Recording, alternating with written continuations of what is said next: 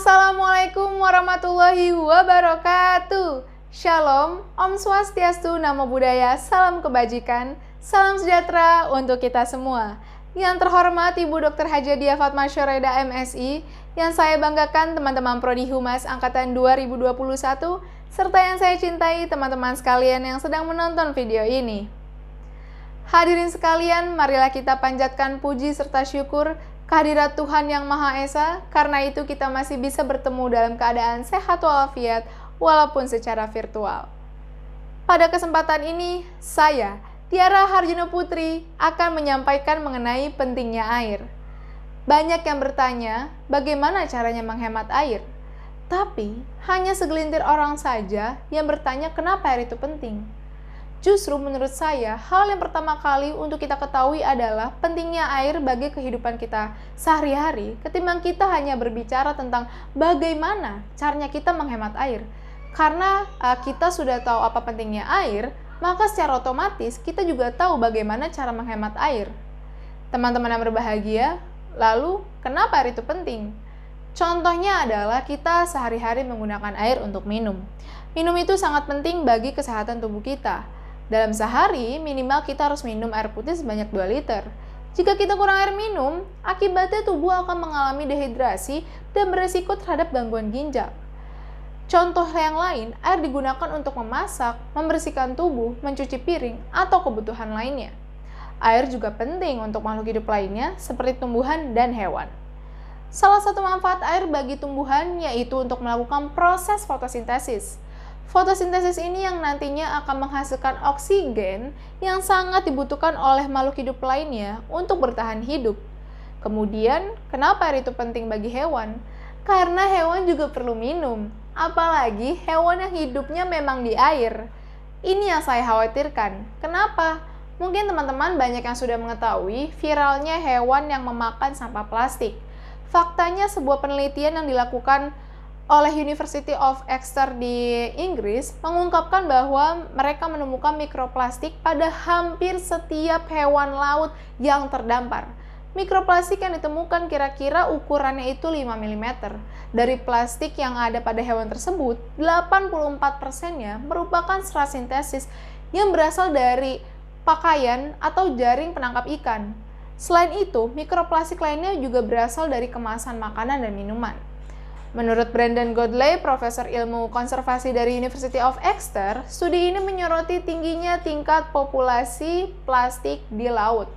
Bagaimana air tidak tercemar? Sekarang saja manusia dengan rasa tidak bersalahnya membuang sampah seenaknya ke sungai. Sampah yang dibuang ke sungai sudah pasti akan berakhir di lautan. Akibatnya berdampak buruk bagi ekosistem di laut. Mungkin teman-teman juga sudah tahu video viral yang memperlihatkan bagaimana sebuah kali di kota Manado dipenuhi sampah botol plastik yang viral beberapa tahun lalu. Sampai-sampai banyak netizen yang mengatakan, saking banyaknya sampah botol plastik ini, jika dikelola, maka uangnya akan dijadikan sebuah mobil. Wow, dan antrian sampah inilah yang akan berakhir di laut. Faktanya setiap tahunnya 3 juta ton sampah plastik masuk ke lautan Indonesia. Isu berikutnya adalah air untuk seluruh masyarakat Indonesia. Hal ini benar-benar sangat penting. Tapi bagaimana air dapat dirasakan semua masyarakat jika pasokan air bersih saja sekarang mulai dikhawatirkan? Pasokan air bersih mulai berkurang karena satu hal yang paling berpengaruh terhadap kualitas air, yaitu pencemaran air. Kita semua tahu bahwa penyebab terbesar dari pencemaran air adalah limbah rumah tangga dan limbah pabrik. Tapi sekarang yang menjadi sorotan para netizen adalah populasi sampah plastik yang luar biasa banyaknya. Seperti yang disebutkan oleh Bu Susi Pujiastuti pada saat beliau masih menjabat sebagai Menteri Kelautan dan Perikanan, bahwa Indonesia merupakan penyumbang sampah plastik terbesar kedua di dunia yang dibuang ke laut. Dan ingat teman-teman sekalian, pencemaran air dan kerusakan lingkungan, faktor penyebab utamanya adalah karena perilaku manusia yang tidak bertanggung jawab. Sebagai contoh, kebetulan di sekitar rumah saya terdapat perumahan yang setiap tahunnya itu mengalami banjir. Tepatnya di Jalan Tridharma atau yang biasa kita sebut sebagai Kampung Pulo. Banjir di daerah ini disebabkan karena lokasi perumahannya dekat dengan kali. Lalu saya bertanya kepada penduduk sekitar, apa yang membuat banjir terus-menerus di pemukiman ini? Ternyata yang menjadi penyebabnya adalah masih ada warga setempat yang membuang sampah ke kali, dan faktor lainnya juga karena kali ini tidak bisa menampung debit air yang begitu banyak. Tetapi beruntungnya setahun belakangan ini sudah dibangun tanggul oleh pemerintah setempat. Hal itu juga sangat berpengaruh terhadap warga Kampung Pulo, karena dengan adanya tanggul tersebut, bencana banjir dapat terkendali. Teman-teman sekalian, setelah kita berbicara mengenai pencemaran air yang disebabkan oleh sampah plastik, kita sebagai generasi Z yang hidup di era revolusi industri 4.0, kita dituntut untuk berpikir kreatif dan inovatif. Jadi kita harus menemukan solusi untuk menanggulangi tercemarnya air akibat sampah plastik.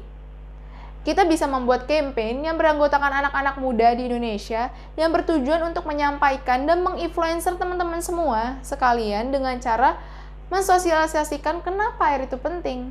Selain itu, melalui campaign ini, kita juga dapat melakukan kegiatan pengambilan 1000 sampah di kali atau di sungai setiap daerah yang berbeda. Hadirin sekalian, solusi agar sungai atau kali tidak dipenuhi lagi dengan sampah plastik dan agar sungai atau kali tidak meluap lagi, kita sebagai pelajar tidak mungkin membuat infrastruktur seperti tanggul atau infrastruktur lainnya. Jadi yang harus kita lakukan adalah melakukan kegiatan plastik. Plastik adalah kegiatan di mana warga mengambil 1000 sampah plastik yang ada di bantaran kali atau di sekitar lingkungan kali. Untuk menarik perhatian warga, kita dapat membuat poster dengan desain yang menarik, yang pastinya dapat menarik perhatian warga. Kegiatan ini dapat diikuti oleh semua kalangan, baik itu kalangan generasi Z sampai kalangan orang dewasa. Karena jika kita ingin menjaga kelestarian air bersih, bukan hanya saya atau Anda, tapi kita. Kegiatan plastik ini sangat mudah dilakukan hanya dengan mengumpulkan sampah plastik sebanyak-banyaknya. Kita sudah menyelamatkan berdebit-debit air bersih. Dari kegiatan plastik ini juga banyak hal bermanfaat. Dari sampah-sampah yang kita kumpulkan dapat dijadikan benda-benda yang bermanfaat dengan metode EcoBricks. Apa sih EcoBricks itu? Kedengarannya memang ilmiah, tapi caranya sangat mudah. Hanya dengan menyediakan botol kemasan plastik, lalu memasukkan sampah organik atau sampah plastik ke dalam botol kemasan tersebut hingga menjadi padat, yang nantinya dapat dijadikan barang yang berguna seperti meja, kursi, dan lain-lain. Dari kegiatan plastik ini, kita juga bisa mengurangi pencemaran air loh. Maka dari itu, kita sebagai generasi muda sudah seharusnya melakukan hal-hal positif seperti ini, demi keberadaannya air bersih di lingkungan kita. Kalau bukan kita, siapa lagi? Kalau bukan sekarang, kapan lagi? Itu saja yang dapat saya sampaikan pada kesempatan kali ini. Jika ada salah-salah kata mohon dimaafkan, karena kesempurnaan hanya milik Tuhan. Wassalamualaikum warahmatullahi wabarakatuh. Shalom, Om Santi Santi Santi Om. Salam sejahtera untuk kita semua.